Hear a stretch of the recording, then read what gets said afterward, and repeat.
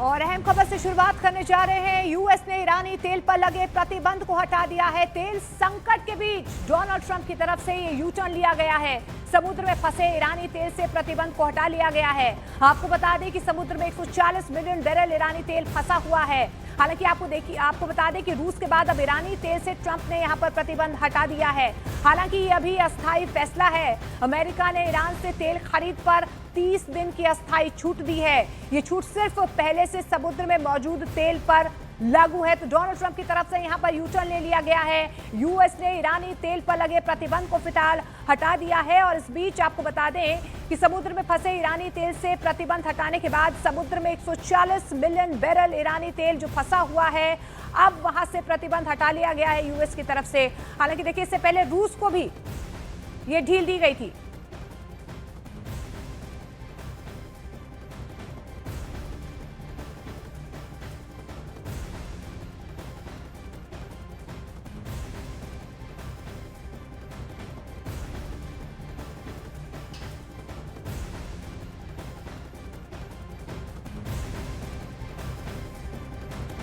और अब खबर आपको विस्तार से बताते हैं। दरअसल आपको बता दें कि तेल संकट के बीच राष्ट्रपति डोनाल्ड ट्रंप का ये यू टर्न जो है वो सामने आया है। रूस के बाद अब ईरानी तेल से ट्रंप ने प्रतिबंध हटा लिया है। ईरान से तेल खरीद पर 30 दिन की अस्थायी छूट दी गई है। सिर्फ समुद्र में फंसे ईरानी तेल से प्रतिबंध हटाया गया है। समुद्र में 140 मिलियन बैरल ईरानी तेल यहां पर फंसा हुआ है और तेल के नए प्रोडक्शन या नए सौदों की अनुमति यहां पर नहीं दी गई है। 140 मिलियन बैरल तेल बाजार में आने का अनुमान जो है वो जाहिर किया जा रहा है। इससे तेल की कीमत कम रखने में मदद मिल सकती है। देखिए, ईरान अब 140 मिलियन बैरल तेल बेच सकेगा।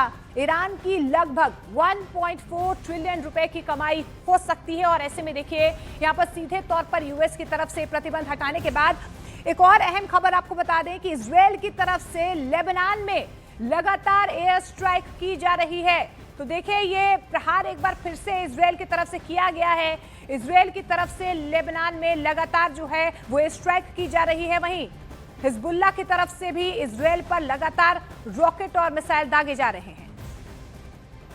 न्यूज़ 18 इंडिया की टीम पहुंची है लेबनान इस्राइल बॉर्डर पर। ये जो आप फेंसिंग देख रहे हैं, ये इस्राइल की फेंसिंग है और उस साइड से जो आप एरिया देख रहे हैं, लेबनान का एरिया है। यहां पर लगातार गोलाबारी हो रही है, जहां इस्राइली फोर्सेस लगातार उस पार हमले कर रहे हैं, यानी बेरोत, दहाई, सैदोन, बीका और जितने भी एरियाज लेबनान के साइड से हैं, वहां पर लगातार इस्राइली फोर्सेस हमले कर रहे हैं। और हिजबुल्लाह की टेरिटरी ये जो आप देख रहे हैं उस साइड की है, यानी लेबनान आर्मी भी उस साइड है और हिजबुल्लाह भी वहां से लगातार रॉकेट्स और मिसाइल्स बरसा रहे हैं। आप ये जो घर देख रहे हैं इर्द गिर्द, ये टूटे हुए हैं सारे, क्योंकि इस्राइली फोर्सेस की तरफ से उस तरफ जो है लगातार अटैक्स किए जा रहे हैं। ये बॉर्डर का एरिया है लेबनान का। ये जो आप विजुअल्स देख रहे हैं, ये पूरा लेबनान का एरिया है। और न्यूज़ 18 इंडिया यहां पर पहुंची है रियल ग्राउंड जीरो पर सिचुएशन दिखाने के लिए। हालांकि इस वक्त यहां पे थोड़ा सा काम है और हम यहां पहुंच पाए,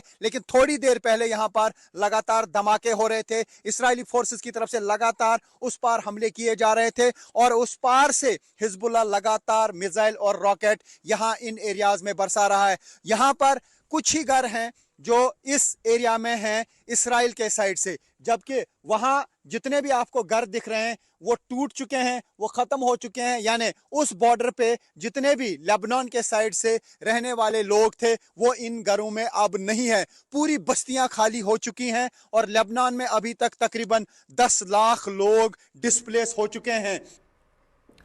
और देखिए, पश्चिम एशिया में हालात तेजी से बिगड़ रहे हैं और अब अमेरिका ने एक बड़ा कदम उठाते हुए अपने ताकतवर युद्धपोत यूएसएस बॉक्सर को कैलिफोर्निया से रवाना कर दिया है। बताया तो यह भी जा रहा है कि यह जहाज ईरान की ओर बढ़ रहा है। यूएसएस बॉक्सर के साथ यूएसएस पोर्टलैंड और यूएसएस कॉमस्टॉक भी हैं, जिन पर 2500 सैनिक सवार हैं।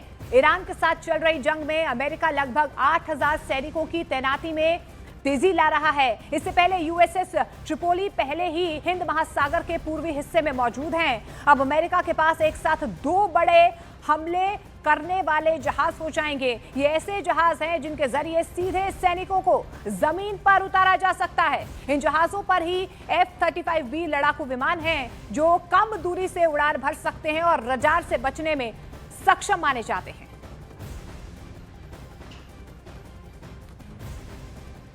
और इस बीच आपको बता दें कि अमेरिका ने हॉर्मुज खोलने के लिए अपना अभियान और ज्यादा यहां पर तेज कर दिया है। अमेरिका ने 3 जहाजों को रवाना करने के साथ ही अपने A-10 और अपाचे हेलीकॉप्टर भी यहां पर तैनात कर दिए हैं। इस बीच जानकारी भी मिल पा रही है कि A-10 अमेरिकी विमान ईरानी नावों पर हमला कर रहे हैं। ट्रंप का यह भी दावा है कि 2 दिन में ईरान के 58 जहाज तबाह किए गए हैं। साथ ही ट्रंप ने यह भी कहा कि वो ईरान को कभी एटमी पावर नहीं बनने देंगे।